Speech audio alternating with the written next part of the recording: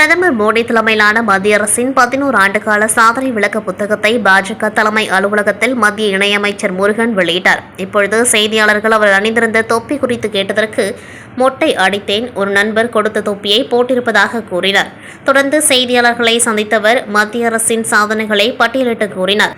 நாடு சுதந்திரம் அடைந்து 100வது ஆண்டை 2047 அடியெடுத்து வைக்கும்பொழுது வல்லரசாக திட்டமிட்டு பிரதமர் செயல்பட்டு வருகின்றார்.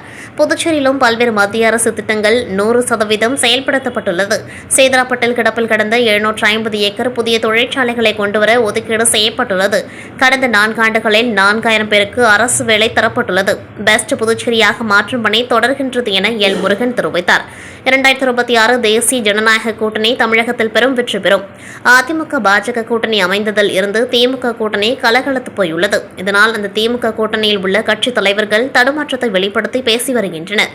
தமிழகத்தில் 2024 பாராளுமன்ற தேர்தலில் அதிமுக கூட்டணி இல்லாமல் சந்தித்து கணிசமான வாக்கு பெற்றுள்ளோம். தற்பொழுது கூட்டணி அமைந்துள்ளதால் பலம் பெற்றுள்ளோம். இதனால் திமுகவினர் தூக்கத்தை தொலைத்துள்ளனர். திமுக நிர்வாகிகளுக்கு பயமும் பீதியும் ஏற்பட்டுள்ளது. திமுக ஆட்சி விரட்டடிக்கப்படும் நாள் நெருங்கிவிட்டது என்றும் எல். முருகன் தெரிவித்தார். திராவிடர் கழகம் என்றாலே கலவரம்தான். அவர்கள் தங்களைப் போலவே பிறரையும் நினைத்து கலவரம் ஏற்படுத்த வருவதாக கூறுகின்றார்கள் என்றும் மத்திய இணையமைச்சர் கூறினார்.